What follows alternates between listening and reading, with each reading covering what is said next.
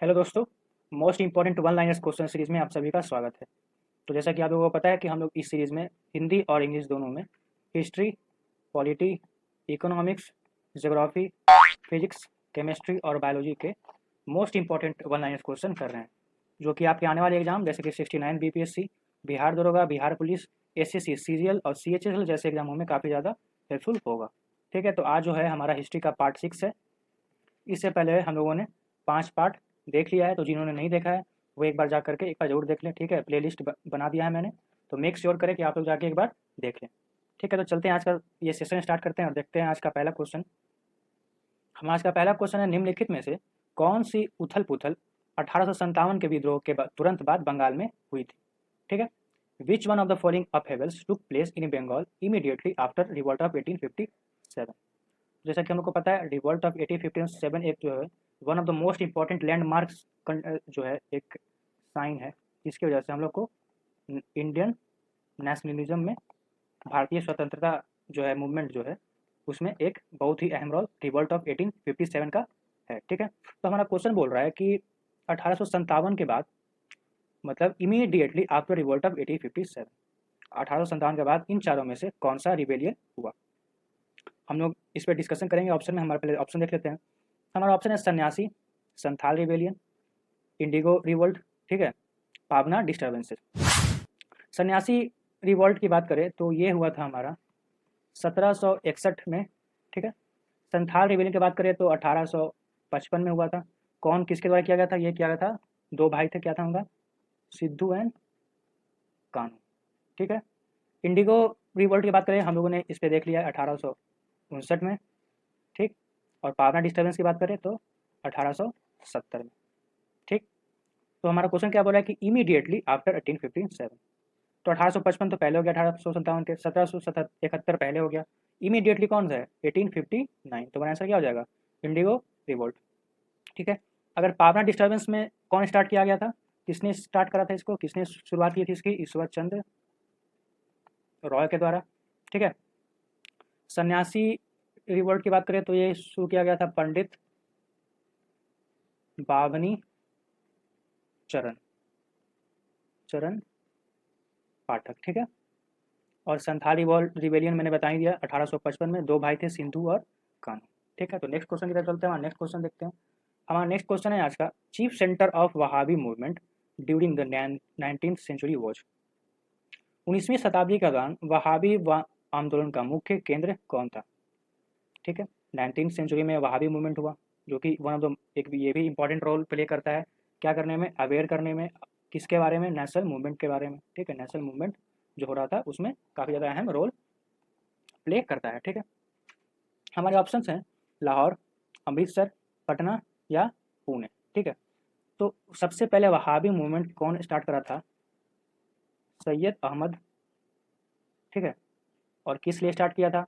क्योंकि 19th century में एक इंट्री हुआ। ठीक है, जैसे कि आप लोग जानते हैं कि जो वेस्टर्न कंट्री था, वेस्टर्न कंट्री यहाँ जब आया, इंडिया में जब आया, तो उसके साथ क्या आया?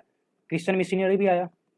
ठीक है, क्रिश्चियन मिशनरी आने से जो कि है इंडिया में जो प्रिवेल कर रहा था यहाँ का रिलीजन, वो उसमें क्या इंटर कर रहा था? बाहरी, मतलब वेस्टर्न कल्चर उसमें इंटर कर रहा था, उसमें भर रहा था, फिल कर रहा था। तो जो वहाबी मूवमेंट का स्टार्ट करने का जो मेन मुद्दा था, जो मेन वजह था, वो था कि इस्लाम धर्म में वेस्टर्न प्रैक्टिसेस बहुत ज़्यादा इंटर कर रहे थे। ठीक है, तो कहता है कि अगेंस्ट इंक्रीजिंग वेस्टर्नाइजेशन, मतलब पश्चिमी सभ्यता बहुत ज़्यादा इस्लाम में इंटर करने लग गया था। वेस्टर्निज्म इन रिलीजन इस्लाम। ठीक है, तो ये जो है हमारा सबसे मेन मुद्दा रहा, और किसके द्वारा स्टार्ट किया गया? सैयद अहमद के द्वारा। और जो मेन सेंटर था, वो मेन सेंटर हमारा क्या था? मेन सेंटर था हमारा पटना। और वहाबी मूवमेंट के अगर स्टार्ट की बात करें तो कब हुआ था? 1820 ईस्वी में जो है ये वहाबी मूवमेंट स्टार्ट हुआ। ठीक है, नेक्स्ट चलते हैं, हमारा नेक्स्ट क्वेश्चन देखते हैं। नेक्स्ट क्वेश्चन है हमारा आज का, who is the author of Nil Darpan, a book written on the miserable condition of indigo farmers. नील किसानों की दयनीय स्थिति पर लिखी गई पुस्तक नील दर्पण के लेखक कौन है? ठीक है, हमारे ऑप्शन है बंकिम चंद्र चटर्जी, दीनबंधु मित्र, शरद चंद्र चटर्जी या रविन्द्रनाथ टैगोर। ठीक है, तो नील दर्पण जो है हम लोग इसको क्या बोलते हैं? नील विद्रोह के नाम से भी जानते हैं। ठीक है, मैंने इस पर एक लेक्चर बनाया है, तो जिन्होंने नहीं देखा एक बार आके जरूर देखिए। ठीक है, तो नील दर्पण क्या है, एक बंगाली नाटक है। ठीक है, और ये स्टार्ट किया गया था, ये लिखा गया था दीनबंधु के द्वारा। जो नील विद्रोह कब हुआ था, नील विद्रोह हुआ था 1859-60 में। ठीक है, तो दीनबंधु के द्वारा ये स्टार्ट किया गया 1859 और 60 ईस्वी में, और ये बंगाली प्ले था। ठीक है, नेक्स्ट क्वेश्चन देखते हैं, तो इसका हमारा आंसर क्या हो जाएगा, बी हो जाएगा आंसर। नेक्स्ट क्वेश्चन देखते हैं। नेक्स्ट हमारा क्वेश्चन है, कुका मूवमेंट वाज ऑर्गेनाइज्ड बाय, मतलब कि कुका मूवमेंट जो है ये किसके द्वारा ऑर्गेनाइज किया गया था। ठीक, कुका आंदोलन किसके द्वारा आयोजित किया गया था। हमारे ऑप्शन है गुरु रामदास, गुरु नानक, गुरु राम सिंह या गुरु गोविंद सिंह। ठीक है, तो कुका मूवमेंट कहाँ पर, इसका जो मेन सेंटर था वो था पंजाब एरिया में। ठीक है, और ये मेनली एक सोशियो रिलीजियस और पॉलिटिकल मूवमेंट था। ठीक है, हुक्का movement social religious political movement था, जो कि कहाँ हो गया, पंजाब में हुआ। और स्टार्ट किसके द्वारा किया गया, ये किया गया गुरु राम सिंह के द्वारा। ठीक है, किसके स्टार्ट किया गया था, for purification in Sikhism cult. ठीक है, तो जैसे कि अहमदिया मूवमेंट जो क्या हम लोग इससे पहले क्या पढ़ा हम लोगों ने, इससे पहले उन्होंने पढ़ा वहाबी मूवमेंट, जो कि इस्लाम में एक तरह से प्योरिफिकेशन के लिए स्टार्ट किया गया।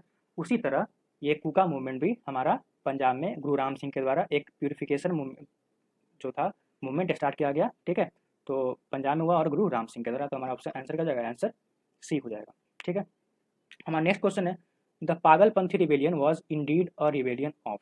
ठीक है, पागलपंथी विद्रोह वास्तव में किसका विद्रोह था। ठीक है, तो हमारे ऑप्शन में क्या है, गोंड है, कोलियाज है, गारोज है, और ठीक है, चार ऑप्शन हो गया। तो अगर पागलपंथी रिबेलियन की बात करें तो यह क्या था, सोशियो रिलीजियस मूवमेंट। ठीक है, ये भी सोशल रिलीजियस मूवमेंट था, और ये 18th सेंचुरी में स्टार्ट किया गया। ठीक है, मेनली यह गारोज के द्वारा स्टार्ट किया गया। ठीक है, और गारोज जो है मेनली कॉन्सेंट्रेटेड कहाँ पर है, mainly concentrated in Bengal region. ठीक है, तो हम लोगों ने जैसे देखा कि बिरसा मुंडा भी मूवमेंट हुआ, और पैबना रिवॉल्ट मूवमेंट भी हुआ। ठीक है, और पागलपंथी मूवमेंट भी हुआ। तो ये सारे जो छोटे छोटे, छोटा तो नहीं कहेंगे, लेकिन जो रीजनल ये जो मूवमेंट हुआ, ये सभी क्या कंट्रीब्यूट करता है हमारे इंडिपेंडेंस में, हमारे आज़ादी में। तो ये सारा जो मूवमेंट था, कहीं ना कहीं कोई अगर एग्रीकल्चर से रिलेटेड था, कोई अगर फार्मर से रिलेटेड था, कोई अगर एसोसिएट करता था पीजेंट से, कोई एसोसिएट करता था अगर रिलीजन से, तो सारा का सारा उसका जो मेन जो सेंटर मेन मोटिव, मतलब कि राइज करने का मोटिव तो अपना सेपरेट इंडिविजुअल था, लेकिन कहीं न कहीं जा करके कहीं न कहीं इसका जो इंक्लूसन है, इंक्लूड क्या करता है, ये हम लोग कंक्लूड कर सकते हैं कि इंडियन नेशनल मूवमेंट में ये काफ़ी ज़्यादा इम्पॉर्टेंट रोल प्ले करता है। ठीक है, तो गारोस, कोलियास और गोंड्स के नहीं, क्या होगा ये, गारोस हमारा आंसर हो जाएगा 18th सेंचुरी में पागलपंथी रेबेलियन। ठीक है, नेक्स्ट चलते हैं, हमारा नेक्स्ट क्वेश्चन है, what was the purpose of Barhiya Tal resistance इन मुंगेर। मुंगेर में बरहिया ताल प्रतिरोध का उद्देश्य क्या था। तो मुंगेर हमारा कहाँ है, मुंगेर हमारा बिहार में है। ठीक है, और बरहिया ताल रेजिस्टेंस से रिलेटेड एक वर्ड है, दोनों क्या बोलते हैं, बकस्त जमीन। ठीक है, अब जो बकस्त ज़मीन था, इससे पहले हम लोग देखते हैं कि बकस्त ज़मीन था क्या। तो सदियों से जो वहाँ पे जो मुंगेर में पहले जो किसान जो रह रहे थे, वो अपना खेती कर रहे थे। ठीक है, लेकिन जब ब्रिटिश ईस्ट इंडिया कंपनी जब इंटर करता है, तो उसका नया नया रूल की वजह से ये जो उनका जो जो सदियों से ये जो किसान जो अपना खेती कर रहे थे, ये इनसे क्या कर दिया जा रहा था, ये इनसे छीन लिया जा रहा था। ठीक है, तो इसका जो मेन जो इमीडिएट जो रीज़न था वही यही था कि डिमांड ऑफ बकस्त लैंड रिस्टोरेशन। ठीक है, मतलब कि किसान जो थे वो जो जिस ज़मीन पे वो खेती कर रहे थे, वो वापस से चाहते थे। ठीक है, तो अगर बरैया ताल का अगर स्टार्ट कौन करता है, तो ये करता है स्वामी सहजानंद सरस्वती। ठीक है, तो स्वामी सहजानंद सरस्वती के द्वारा ये स्टार्ट किया जाता है। कहाँ किया जाता है, मुंगेर में बरैया ताल रजिस्टर। ठीक है, नेक्स्ट क्वेश्चन देखते हैं। नेक्स्ट हमारा क्वेश्चन है, who among the following repealed the vernacular press act of 18 1778। निम्नलिखित में से किसने वर्नाकुलर प्रेस अधिनियम 1878 को निरस्त कर दिया? वर्नाकुलर प्रेस एक्ट 1878 में आता है। किसके द्वारा आता है? लॉर्ड लिटन के द्वारा लाया जाता है। ठीक है, और ये किसके द्वारा रिपील किया जाता है, मतलब इसको निरस्त किसके द्वारा किया जाता है? वो किया जाता है 1881 में बाय लॉर्ड रिपन। ठीक है, तो लॉर्ड रिपन जो है ये हमारा जो वर्नाकुलर प्रेस एक्ट है वो इसको निरस्त करता है। और लाया किसे जाता है? लॉर्ड लिटन के द्वारा। मतलब इसको लिखते हैं इंट्रोड्यूस बाय लॉर्ड लिटन। ठीक है, और रिपील किया जाता है, मतलब निरस्त किसके द्वारा किया जाता है? 1881 में लॉर्ड किसके द्वारा? रिपन के द्वारा। और लाया किया जाता है? लॉर्ड लिटन के द्वारा। ठीक है, और वर्नाकुलर प्रेस एक्ट के बारे में अगर थोड़ा सा डिस्कशन करते हैं तो यह एक तरह से इंडिया में जो प्रेस चल रहा था, प्रेस जो था, प्रेस का जो राइज हुआ प्रीवियस 19 सेंचुरी के लगभग में, लास्ट 18 सेंचुरी और जो स्टार्टिंग का जो 19 सेंचुरी था, तो इंडिया में जो प्रेस का राइज था वो काफ़ी ज़्यादा सही तरीके से हो रहा था। हम लोग लॉर्ड मेटकाल्फ को लिबरेटर ऑफ प्रेस के नाम से भी जानते हैं। ठीक है, तो प्रेस क्या करता था कि जो हमारे लोग थे, ठीक है, आज की तरह मीडिया की तरह नहीं है तो कि सिर्फ एक गवर्नमेंट की तरफ जो है ना, आज का मीडिया क्या हो गया? आज का मीडिया दो टुकड़े में बट गया है। कोई एक तरफ पूरे तरफ गवर्नमेंट का साइड है और दूसरा कोई है अपोजिशन के साइड है। ठीक है, तो उस तरह में ऐसा नहीं होता था। उस तरह में उस टाइम क्या होता था कि जो सारे जो प्रेस जो थे, जो वहाँ पर जो पब्लिकेशन करते थे, जो भी न्यूज़पेपर लाते थे, तो वो क्या अवेयर करवाते थे? वो जितने भी लोग हैं, जितने भी जो पॉपुलेशन है जो भी इंडिया में है, इंडिया के बाहर के इंडिया में, तो उसको मतलब कि अवेयर करवाते थे ब्रिटिश पॉलिसीज़ के बारे में। ठीक है, ना कि बस सिर्फ इंडिया में बल्कि इंग्लैंड में भी। ठीक है, जहाँ पे जो किंग था, एलिजाबेथ जो क्वीन थी, 1858 से क्या 1858 में क्या हुआ था? 1857 के बाद 1858 में जो कंट्रोल था ब्रिटिश ईस्ट इंडिया कंपनी, सीधे किसके द्वारा ट्रांसफर कर दिया गया था? वो सीधे जो इंग्लैंड में वो जो इस्टेब्लिश की क्वीन के पास। अब 1857 के बाद नॉन इंटरवेंशन पॉलिसी लागू कर दिया गया। ठीक है, तो वही जो है उसके बाद मतलब कि ऐसा था कि जो भी न्यूज़ है, जो भी खबर है, इंडिया में क्या चल रहा है नहीं चल रहा है, तो वो प्रेस एक बहुत ही अहम इंपॉर्टेंट रोल प्ले करता है इंडिया के अवेयर कराने में। ठीक है, तो हमारा रिपीट किसके द्वारा गया? लॉर्ड रिपन के द्वारा। नेक्स्ट चलते हैं, नेक्स्ट हमारा क्वेश्चन देखते हैं। नेक्स्ट हमारा क्वेश्चन है, the first newspaper in India was, Bharat का पहला समाचार पत्र कौन सा था? हमारे ऑप्शन है Bengal Gazette, Hindustan Times, Pioneer या सम्मत कमोदी। ठीक है, तो हम लोग देखते हैं कि भारत में न्यूज़पेपर का इतिहास, प्रेस का इतिहास काफ़ी ज़्यादा एक तरह से इवॉल्व है। 18 सेंचुरी से इसका प्रेस का काफ़ी ज़्यादा इवॉल्वमेंट होने लगता है। ठीक है, जो कि हमारे इंडियन नेशनल मूवमेंट को स्प्रेड करने में, फैलाने में काफ़ी ज़्यादा अहम रोल प्ले करता है। ठीक है, तो बंगाल गजट हमारा फर्स्ट न्यूज़पेपर था इंडिया में, जो कि 1780 ईस्वी में लाया गया। किसके द्वारा लाया गया? तो ये थे जेम्स ऑगस्टस हिकी। ठीक है, जेम्स ऑगस्टस हिकी के द्वारा ये लाया गया बंगाल गजट। ठीक है, और हिंदुस्तान टाइम्स तो ये सब लेट बाद में आया, पायनियर भी बाद में आया। संबत कमूदी की बात करें तो ये किसके द्वारा लाया गया? ये लाया गया राम मोहन रॉय के द्वारा। ठीक है, और ये एक तरह का रिफॉर्मिस्ट था। ठीक ना, रिफॉर्मिस्ट न्यूज़ पेपर था। ठीक है, जो कि मेनली बंगाल एरिया में इसका स्प्रेड हुआ। ठीक है, तो मैंने ऐसा कर जाएगा बंगाल गजट। चलते हैं नेक्स्ट क्वेश्चन की तरफ। नेक्स्ट क्वेश्चन है हमारा, who among the following had primarily implemented the press sensor. निम्नलिखित में से किसने मुख्य रूप से प्रेस सेंसरशिप को लागू किया था? ठीक है, तो हम लोग अभी प्रेस से सारा रिलेटेड क्वेश्चन देख रहे हैं।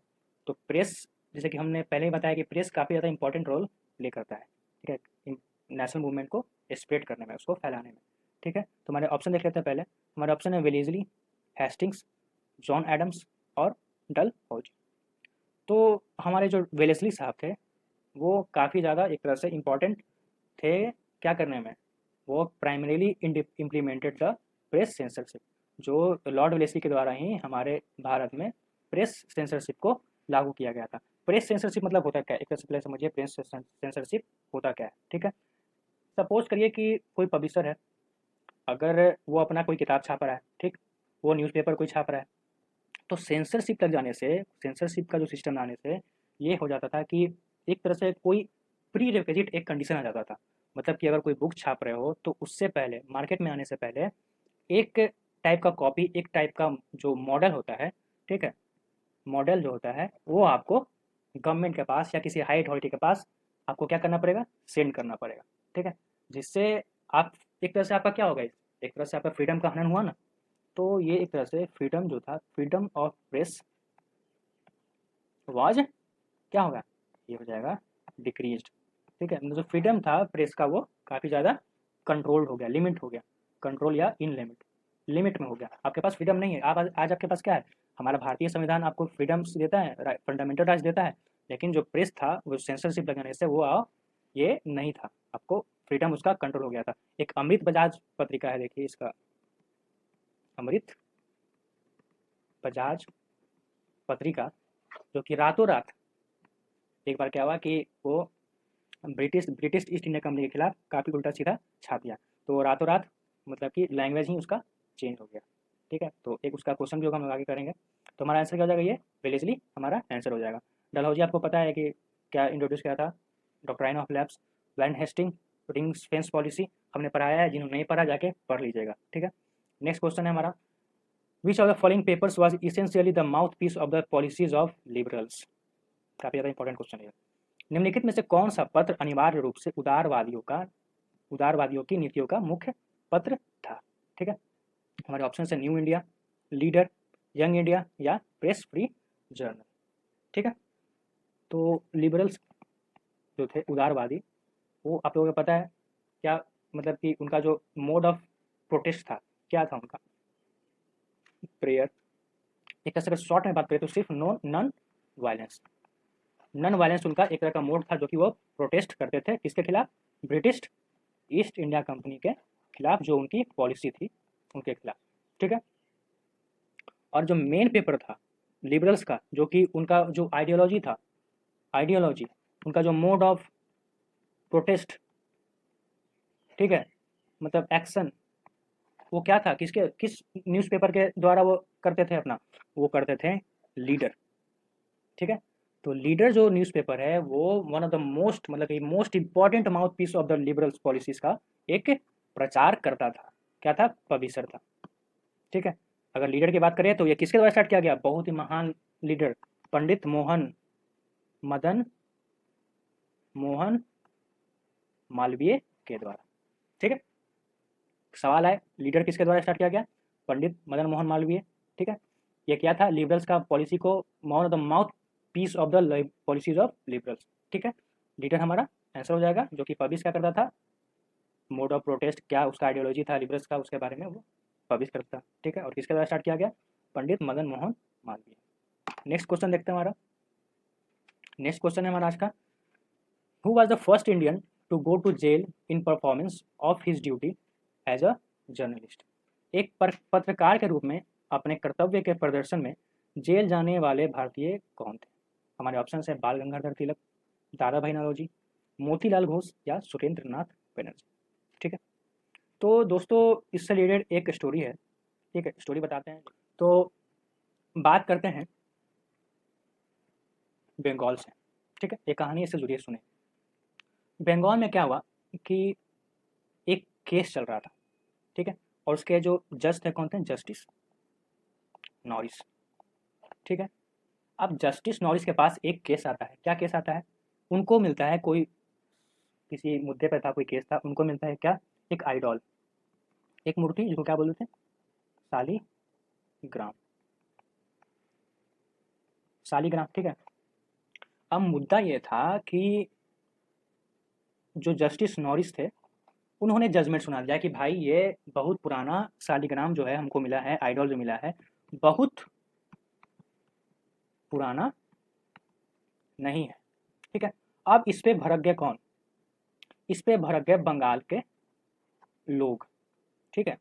बंगाल के लोग को क्या हर्ट हो गया, बंगाल के लोग को सेंटीमेंट, ठीक है, सेंटीमेंट्स हो गया हर्ट, दिल पे चोट लग गया कि भाई तुम जस्टिस कैसे सुना सकते हो कि ये जो हमारा जो है, हमारा अपने धर्म का जो आइडॉल मिला, वो पुराना, बहुत ही कम पुराना कैसे है, सदियों से पुराना है, ठीक है, हमारा धरोहर है, ठीक। तो इसकी वजह से जो जस्टिस नॉरिस ने जो ये जजमेंट सुनाया और जिसकी वजह से बंगाल के लोगों के जो सेंटिमेंट्स हर्ट होते हैं, ठीक है, तो उनके खिलाफ ये जो है सुरेंद्र नाथ बनर्जी एक आर्टिकल छाप देते हैं, ठीक है। तो सुरेंद्र नाथ बनर्जी जब आर्टिकल छापते हैं तो यही जो है हमारे जो इनको फिर जेल भेज दिया जाता है, ठीक है। जस्टिस नॉरिस ने जो जजमेंट सुनाया था उसके एवज में जो इन्होंने एक आर्टिकल छापा सुरेंद्र नाथ बनर्जी ने, तो उनको एक जेल भेज दिया गया, ठीक है। तो हमारा आंसर क्या हो जाएगा, ये ना क्वेश्चन है हमारा। एक पत्रकार के रूप में अपने कर्तव्य के प्रदर्शन में जेल जाने वाले भारतीय कौन थे? हमारा आंसर क्या हो जाएगा, सुरेंद्र नाथ बनर्जी। कहानी भी सुन लिया आपने कि क्या है रिलेटेड इससे कहानी, ठीक है। चलते हैं नेक्स्ट क्वेश्चन की तरफ।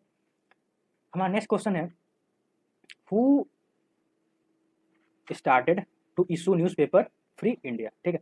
फ्री इंडिया जो न्यूज़पेपर है वो किसके द्वारा शुरू किया गया, किसने अखबार फ्री इंडिया जारी करना शुरू किया? हमारे ऑप्शन है रामनाथपुरी, जीडी कुमार, या लाला हरदयाल, या तारक नाथ दास, ठीक है। तो फ्री इंडिया की बात करें तो ये इसको हम लोग क्या बोलते हैं, फ्री हिंदुस्तान, ठीक है, ठीक है। तो इसको क्या नाम से बोलते हैं हम लोग, फ्री हिंदुस्तान। और ये किसके द्वारा स्टार्ट किया गया, ये किया गया हमारे तारकनाथ दास के द्वारा, ठीक। और तारकनाथ दास का मूवमेंट जो है वो इंडिया में रह के ये पेपर नहीं पब्लिश करा इन्होंने। कहाँ से करा, ये करा इन्होंने सैन फ्रांसिस्को में, ठीक है। तो सैन, अगर कोई सवाल आया कि फ्री इंडिया जो न्यूज़पेपर था किसके द्वारा शुरू किया गया, तो तारकनाथ दास, ठीक है। और कहाँ से शुरू किया गया, तो वो थे सैन फ्रांसिस्को, ठीक है। तो हमारा आंसर क्या हो जाएगा, सैन फ्रांसिस्को, ठीक। अब नेक्स्ट चलते हैं, हमारा नेक्स्ट क्वेश्चन है, in which language Indian Opinion journal was published, ठीक है। इंडियन ओपिनियन पत्रिका किस भाषा में प्रकाशित हुई थी, ठीक है। और जर्नल में फर्स्ट एडिटर, हाँ। तो इंडियन ओपिनियन क्या है, इंडियन ओपिनियन पत्रिका किस भाषा में प्रकाशित हुई थी? हमारा ऑप्शन है इंग्लिश, गुजराती, तमिल, या ऑल ऑफ द अबव, ठीक है। तो इंडियन ओपिनियन पत्रिका किसके द्वारा स्टार्ट किया गया, ये किया गया एम.के. गांधी, ठीक है। मोहनदास करमचंद गांधी के गांधी जी के द्वारा स्टार्ट किया गया। कहाँ से स्टार्ट किया गया, जब ये थे कहाँ पे, डरबन के निकट नेटल में, ठीक है। नेटल में थे जब, तो उस समय ये इंडियन ओपिनियन जर्नल जो है गांधी जी के द्वारा स्टार्ट किया गया। किस भाषा में किया गया, तो वो भाषा जो थी पत्रिका की, इंग्लिश में भी था, गुजराती में भी था, तमिल में भी था। तो हमारा ऑप्शन क्या हो जाएगा, ऑल दी एबव। इसका आंसर हो जाएगा Indian Opinion by Mohandas Karamchand Gandhi from Natal. और लैंग्वेज क्या था, इंग्लिश, गुजराती और तमिल, ठीक है। नेक्स्ट क्वेश्चन देखते हैं हमारा, the first editor of the journal Indian opinion, Indian opinion पत्रिका के पहले संपादक कौन थे, ठीक है। तो हम लोगों ने पढ़ा भी इंडियन ओपिनियन के बारे में, ठीक है, नेटल, ठीक। और कौन थे, मोहनदास करमचंद गांधी इसको स्टार्ट करा। और जो फर्स्ट एडिटर थे, फर्स्ट संपादक जो थे, पहले संपादक, वो थे मनसुख लाल नजर, ठीक है। तो हमारा ऑप्शन आंसर क्या हो जाएगा, डी। हम लोग इंडियन ओपिनियन के बारे में बात करते हैं तो इस पर हम लोग एक और थोड़ा सा इस पर डीप में चले जाते हैं, बताते हैं कि क्या था इंडियन ओपिनियन, क्या पब्लिश करता था जब गांधी जी नेटल में थे, ठीक है। तो वहाँ पे इंडेंजर्ड लेबर मतलब अनुबंधित श्रम, ठीक है। तो जो कंडीशन था, जो सिचुएशन था, जो परेशानी जो झेल रहे थे इंडेंजर्ड लेबर, कहाँ, नेटल में, ठीक है। न्यूयॉर्क में गए थे ना, वहाँ पे नेटल में, डरबन, सॉरी न्यूयॉर्क नहीं, डरबन में। तो वहाँ के जो इंडेंजर्ड लेबर थे, उनकी परेशानी, उनकी हार्श कंडीशन ऑफ लिविंग, किस परिस्थिति में रह रहे हैं, वो इसके द्वारा, इंडियन ओपिनियन के द्वारा, किस किस लैंग्वेज में, इंग्लिश में, गुजराती में, तमिल में इन्होंने पब्लिश करना स्टार्ट करा, ताकि जो लोग जो रह रहे हैं, जो बाकी जो लोग रह रहे हैं, उनको पता चल सके कि देखिए इंडेंजर्ड लेवल का कंडीशन ये है, ठीक। तो हमारा आंसर क्या जाएगा, मनसुख लाल नजर। नेक्स्ट क्वेश्चन है हमारा, the Young India was started as a weekly by, Young India की शुरुआत साप्ताहिक रूप में किसके द्वारा शुरू की गई थी, ठीक है। यंग इंडिया की बात करें तो यह एक तरह से लिबरल लिबरल फैमिली से बिलोंग करता है, ठीक है। एक्सट्रीमिस्ट नहीं था ये। किसके द्वारा स्टार्ट किया जाता है, जब हम अभी जब बोलती हैं कि जब एक्सट्रीमिस्ट नहीं था, ये लिबरल था, तो आप ये चारों ऑप्शन बताइए, गेस करो कि आंसर क्या हो सकता है। हमारा ऑप्शन है the Home Rule Party, extremist party, Ghadar Party, या स्वराज पार्टी। तो ये जो तीनों था, क्या था, आप लोगों को पढ़े होंगे तो कमेंट करके बताइए। तो हमारा आंसर क्या हो जाएगा, तो होम रूल पार्टी, ठीक है, इसके द्वारा ये यंग इंडिया जो स्टार्ट किया गया। यंग इंडिया मतलब कि होम रूल पार्टी की स्थापना कब हुई, 1916 में, ठीक है। कहाँ हुई, बॉम्बे में। दो पार्ट में हुआ ना, एक पार्ट किसका हुआ, एक इन्हीं बिसेंट के द्वारा, दूसरा बीजी तिलक, ठीक है। तो young India home Rule party 1916 में होम रूल मूवमेंट स्टार्ट हुआ, बॉम्बे से स्टार्ट हुआ, एनी बिसेंट और बीजी तिलक, ठीक है। तो नेक्स्ट चलते हैं हमारा क्वेश्चन, और ये एक लिबरल, एक तरह से लिबरल क्लास से बिलोंग करता था। नेक्स्ट क्वेश्चन है हमारा, which journal was not associated with revolutionary activities, कौन सी पत्रिका क्रांतिकारी गतिविधियों से जुड़ी नहीं थी, ठीक है। हमारे ऑप्शन हैं क्या है, संध्या, जुगांतर, गदर या यंग इंडिया। हम इस चारों पे डिस्कशन करेंगे आंसर जाने से पहले पहले अगर बात करें जुगांतर, ठीक है। जुगांतर कहाँ से एसोसिएटेड है, ये है बंगाल। गदर पार्टी, गदर जी से गदर हो गया, गदर गदर गदर पार्ट 2 नहीं, ये हो गया आपका गदर कहाँ था, गदर पार्टी एसोसिएटेड कौन है, लाला हर दयाल, कहाँ, सैन फ्रांसिस्को, कहाँ, अमेरिका, ठीक है। संध्या, संध्या कहाँ स्टार्ट किया गया, बंगाल। किसके द्वारा स्टार्ट किया गया, ब्रह्म बंधव, ठीक है। संध्या किसके द्वारा स्टार्ट किया गया, ब्रह्म बंधव। जुगांतर, ठीक है, बंगाल में ब्रह्म बंधम उपाध्याय, पूरा नाम बता देते हैं, ठीक है। और गदर किसके द्वारा, गदर पार्टी के द्वारा लाला हरदयाल सैन फ्रांसिस्को, ठीक। तो हमारा क्वेश्चन क्या कर रहा है, which journal was not associated with revolutionary activities, क्रांतिकारी गतिविधियों से जुड़ी नहीं थी। संध्या, जुगांतर, गदर, नाम से ही गदर लग रहा है, तो ये नाम से गदर मतलब कि आप इस पर ऑप्शन मत मार लीजिएगा। ये सभी संध्या, जुगांतर और गदर जो है, ये सारे के सारे रेवोल्यूशनरी एक्टिविटीज, क्रांतिकारी थे, मतलब कि मारधार वाले, वायलेंस वाले, वायलेंस एक्टिविटीज क्या करते थे ये लोग, सपोर्ट करते थे। मतलब क्या हो गया, अपोजिट ऑफ लिबरल्स, ठीक है। कांग्रेस किस में डिवाइड हुआ था, एक एक्सट्रीमिस्ट है, ठीक है, और दूसरा लिबरल, ठीक। और जो हमारा आंसर हो जाएगा यंग इंडिया, ठीक है। तो हमारा आंसर यंग इंडिया जो कि नॉन वायलेंट को, नॉन वायलेंस से एसोसिएटेड है।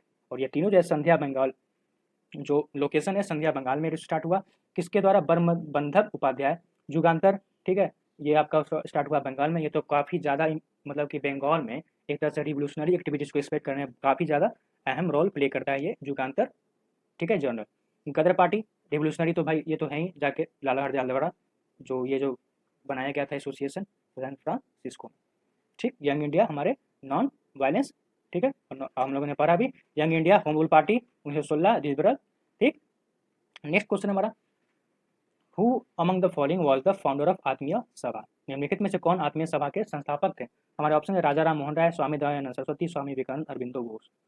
आत्मीय सभा हम लोगों ने, मैंने पहले के लेक्चर में पढ़ाया आपको कि आत्मीय सभा या हो या ब्रह्मो सभा हो, ठीक है, वो क्या है, किससे एसोसिएटेड है, राम मोहन रॉय, ठीक है। तो हमारा ऑप्शन क्या है, राजा राम मोहन राय। कब स्टार्ट किया गया, स्टार्ट किया गया 1814 में, ठीक है। नेक्स्ट क्वेश्चन है, which of the following were not protested by Raja Ram Mohan Roy, Raja Ram Mohan Roy द्वारा निम्नलिखित में से किसका विरोध नहीं किया गया था। हमारे ऑप्शन है चाइल्ड मैरिज, सती सिस्टम, वेस्टर्न एजुकेशन या आइडोलेट्री।